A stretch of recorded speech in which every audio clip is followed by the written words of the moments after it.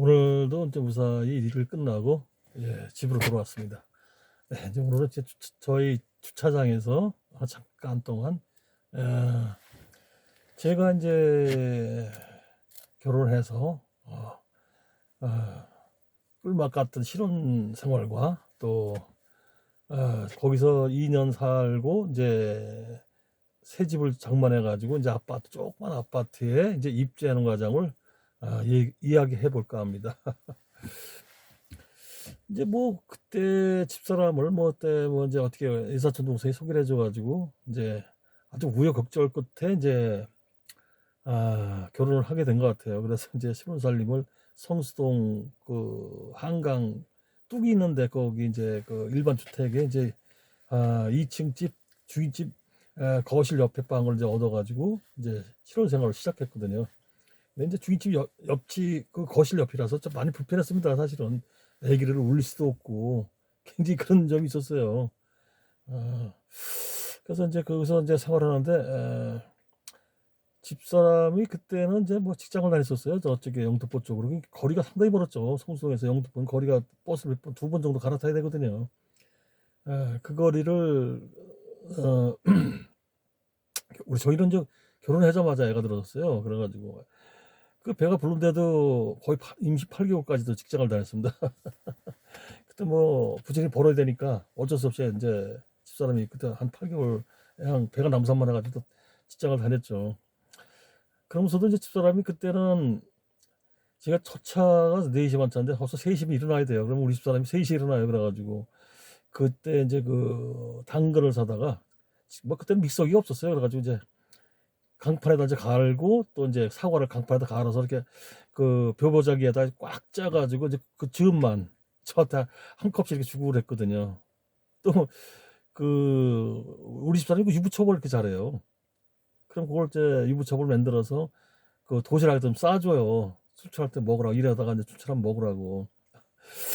참 그때 우리 집사람이 그런 힘이 어디서 나나 모르겠어요. 그 직장 다니면서 피곤할 텐데 새벽같이 일어나서 또 그걸 해주고 그랬었거든요.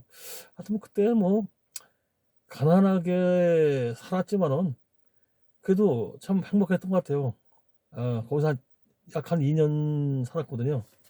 살았는데 참 남의 집살이에 그 살면서도 참 행복했었어요. 뭐 집사람이나 저랑 뭐 한 2년간은 그새 살면서도 참 행복했었어요. 참 그 아이를 이제 낳고 나서 저희 애가 이제 그 잠도치 심했어요. 그러면 이제 뭐 자기 전에 1시간을 울어요. 그러면 이제 그 주인집이 옆에 있으니까 거실 옆이니까 바로 그 울리면 좀 미안하잖아요. 그러니까 우리 마누라가 데리고 나가지 않으면 제가 바깥에 데리고 나서 이제 이불을 씌워가지고 거기서 잠을 재가지고 들어와요. 우리 애는 꼭 바깥에 나면 잠을 잘 자요. 근데 방 안에서 이렇게 잠들어서 그래요. 그래서 거기서 바깥에 재워서 또 집에다 재우고 그랬거든요. 근데 사실 그때는 뭐 제가 집에 들어오는 날이 이제 나가면 뭐 보통 결혼하고 나서는 한 뭐 이렇게 월요일 날 나가면 수요일 날쯤 들어왔어요. 근데 이제 일찍 나는 순번일 경우에는 제가 집을 못 들어왔어요. 집에 들어오면 저기 그 잠자는 시간 짧기 때문에 거기 숙소에서 잤거든요. 그러니까 우리 집사람은 결혼해서도 혼자 독서 공부하는 날이 더 많았던 것 같아요. 참 그것에서는 상당히 미안하죠. 제가 그 실혼 저 부부가 그 맨날 혼자 잤으니 말이에요. 거의 한 절반은 혼자 잔 것 같아요. 저가 바깥에 나가서 이제 일을 하고 또 숙소에서 자고 그러기 때문에 그런 점이 지금도 항상 미안하죠. 지금도 역시 마찬가지고 요즘은 뭐 이제 제가 이제 재차를 하니까 집에 들어가서 자죠. 근데 봉급쟁이 할 때는 거의 집에서 자는 날이 절반도 안 됐어요. 또 구구정 추석을 같이 보내본 적도 거의 없고요. 참 그런 면이 참 안 좋았죠.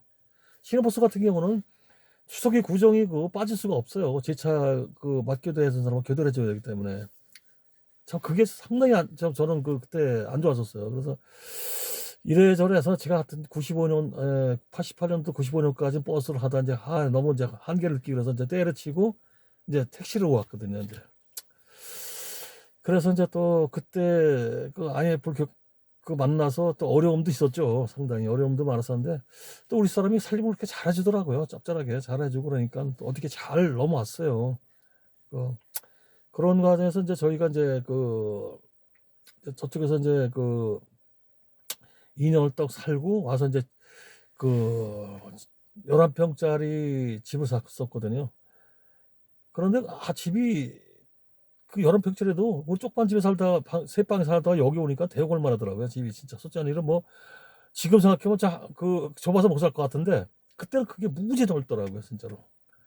그래가지고 우리 사람하고 거기 도배 싹 해놓고서는 아주 깨끗한 방에서 밤새도록 그냥 뭐 언제 옷 정리하고 뭐 이거저거 정리하다가 밤이 새더라고요. 근데 그런데 밤을 새는데도 그렇게 좋더라고요. 진짜 내 집을 가졌으니까 뭐 어떻게든 뭐 물론 이제 뭐 저희들 100% 저희 돈 가지고 한 건 아니지만 우리 장모님이 그때는 이제 동대문에서 장사를 하셨어요. 옷 장사. 그리고 장인도 장사를 하시고 따로 하셨거든요.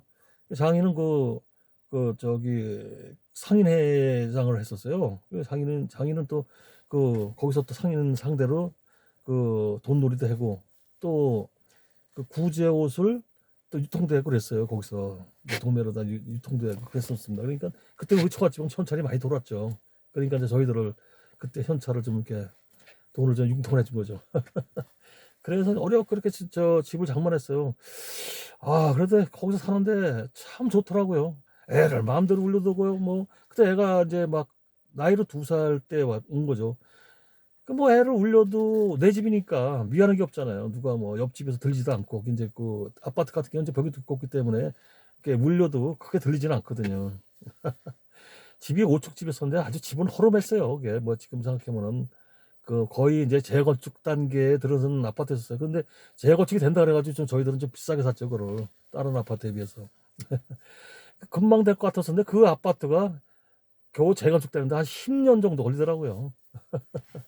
그래가지고 10년 이제 걸려서 이제 그게 이제 재건축이 되는데 그때 이제 이 집비를 6,800 받은 것 같아요. 그래가지고 또 이제 저희들이 나가서 한 전세를 약 4년 사는 것 같아요.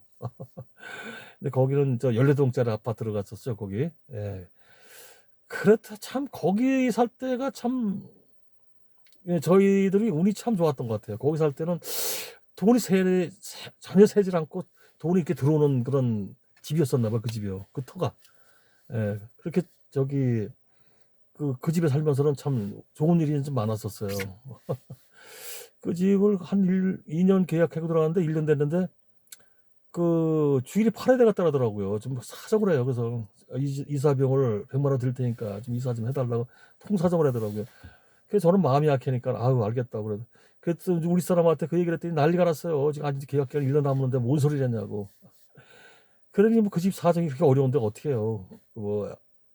아들이 정신병원에 있는데 병원비를 못 댄다는 거예요. 그래서 이제 그래가지고 가만히 집에 와서 생각하니까 차피 어차피 우리는 이쪽으로 올라가고 이제 집 여기 입주하려고 돈을 가지고 있었거든요. 그래서 어차피 그걸 사버리자 그러면 1각 2주택이 되더라도. 그래서 이제 그거를 아저씨 얼마나 내놨습니까? 그랬더니 8,100이 내놨대요. 근데 이미 그게 그때 1년 사이에 전세는 6,000원으로 올랐더라고요. 그래가지고 이제 그때 그 집을 막 사놨는데 아이고 그 시기가 김대중 말기였었는데 집값이 참 많이 올랐어요. 아시겠지만은 우리나라는 좌파 정권이 들었을 때마다 집값이 올랐어요. 문재인 정권 때도 그렇지 않습니까? 엄청나게 올랐잖아요. 또 노무현 때도 마찬가지고 엄청나게 올랐지 않습니까? 그래서 하여튼 거기서 그 덕에 조금 떡건물을 좀 남겨가지고 왔어요. 그래서 이제 이쪽으로 이제 이사를 원래는 이제 우리가 저기 23평짜리를 분양을 받았어요. 그런데 우리 사람이 모델하우스 가더니 뭐 23평짜리 보다가 이제 30평짜리 구경하니까는 뭐 그 집이 얼마나 좋아요. 넓기도 하고 또 자재 자체가 달랐어요. 23평 초라해요. 근데 30평짜리 오니까 벌써 가구 뭐 이런 거 배치해 놓은 게 너무 멋있더라고요.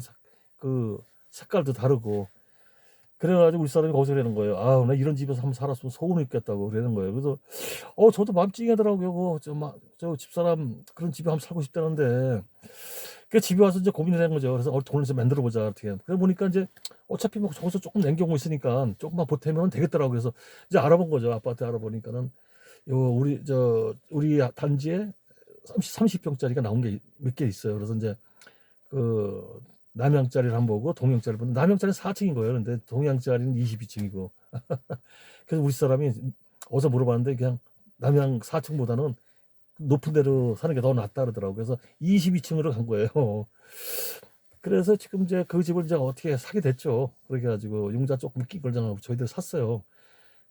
그래도 이제 그 집을 와서 들어가 보니까 정말 대골만 하더라고요.